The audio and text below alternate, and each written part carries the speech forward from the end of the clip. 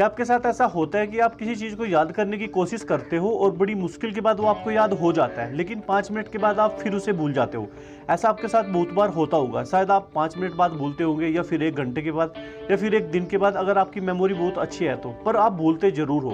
ये दिमाग की एक सिंपल सी फैक्ट है, पर ऐसी कई ट्रिक्स है जो आप इस्तेमाल कर सकते हो पढ़े हुए को हमेशा के लिए याद करने के लिए। और जब मैंने कहा याद करने के लिए, इसका मतलब है हमेशा के लिए याद करने के लिए, ना कि थोड़ी देर के लिए।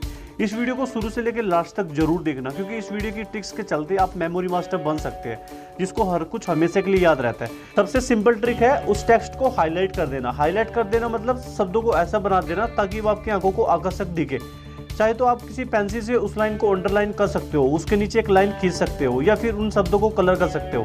बहुत सारी साइंटिफिक रिसर्च यानी वैज्ञानिक अध्ययनों में ये पाया गया है कि हमारा दिमाग ऐसी हाईलाइट यानी आकर्षक शब्दों को ज़्यादा दिनों तक याद रख पाता है। सिंपल सी बात है भाई, एक फूल का फोटो है, एक ब्लैक एंड व्हाइट है और दूसरा फोटो है पीले कलर का, तो आपका आंख किस तरफ जाएगा? जाहिर सी बात है पीले कलर की तरफ। असल में आपके दिमाग को ना ऐसी चीजें चाहिए जो कॉमन से अलग हो, मतलब कुछ हटके चाहिए। सेम चीजें बोरिंग लगता है आपको, इसलिए पढ़ने का मन नहीं लगता।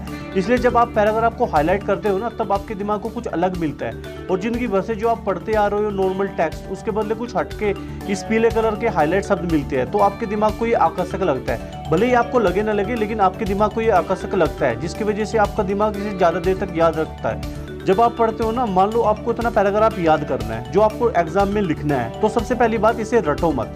सबसे बड़ी गलती यही करते हैं स्टूडेंट, आप जो कुछ भी पढ़ते हो वो आपके दिमाग में 2 जगह इकट्ठा होता है, एक शॉर्ट टर्म मेमोरी में और एक लॉन्ग टर्म मेमोरी में। शॉर्ट टर्म मेमोरी में वो चीज़ें स्टोर होती है जो आपको थोड़ी देर के लिए याद रहेगा, या फिर कुछ घंटों के लिए। जब आप भूलोगे तो उसका एक झलक भी याद नहीं रहेगा, मतलब ये थोड़ा खतरनाक मेमोरी है।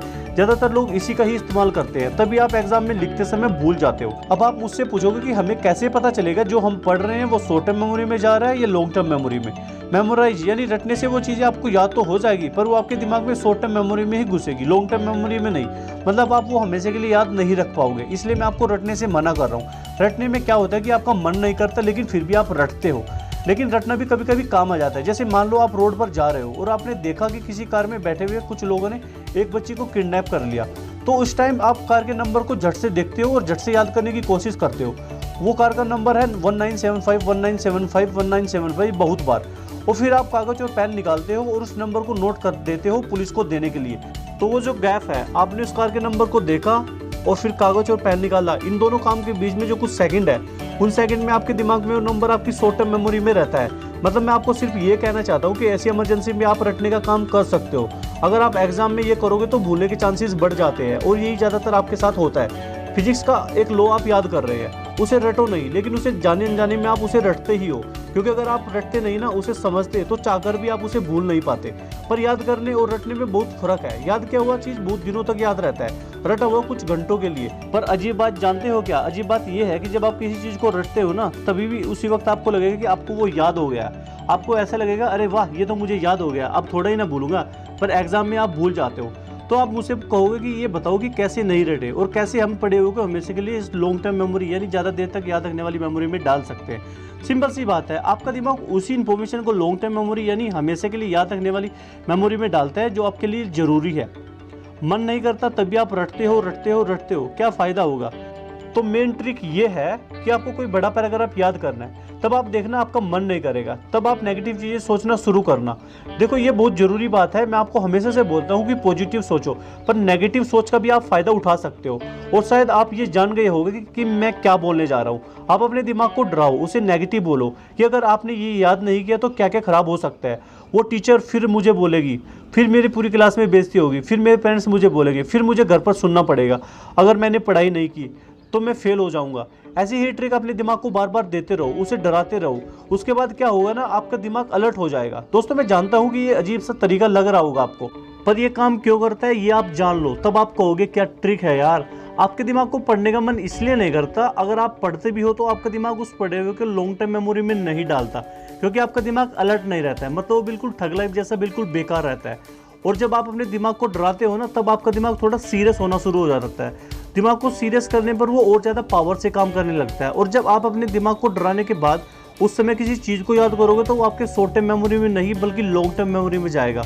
आपको रटने की जरूरत नहीं पड़ेगी, क्योंकि 1-2 बार पढ़ने के बाद ही वो आपको याद होने लगेगा, क्योंकि अब आपका दिमाग सीरियस स्टेट में है और फुल पावर के साथ में काम कर रहा है। दिमाग में मोटिवेशन तभी रहती है जब उसके अंदर कोई इच्छा रहती है। दिमाग जब अलर्ट नहीं रहता है, बिल्कुल ठगलाई जैसे रहता है, बिल्कुल मस्त, तब उसे कोई फर्क नहीं पड़ता, चाहे आप जितने मर्जी तड़प रहे हो, चाहे आप कितने भी मार्क्स लाना चाहते हो। मान लो आपके पास पहले से ही 1 लाख करोड़ रुपए बैंक में है, तो क्या आप पढ़ाई करोगे? नहीं करोगे, क्योंकि आपके पास इतने सारे पैसे हैं और आप इतनी मस्ती से रह रहे हो।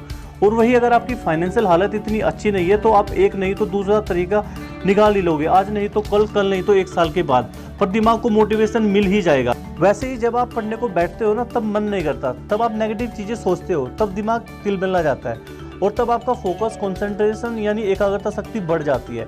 बात ये है ना, सच्चाई ये है ना कि लाइफ में किसी और परिस्थिति में काम नहीं करता। कोई और परिस्थिति में आप नेगेटिव मत सोचना, पर पढ़ाई में आपको सोचने की ज़रूरत है ताकि आपको मोटिवेशन मिले। Simply because you want motivation, just for motivation पाने के लिए। ये नेगेटिव वाली ट्रिक सिर्फ पढ़ाई में ही काम करती है। मैंने आपको बोला है कि आप नेगेटिव चीज़ें सोचना, पर देखो ये सब फेक होगा।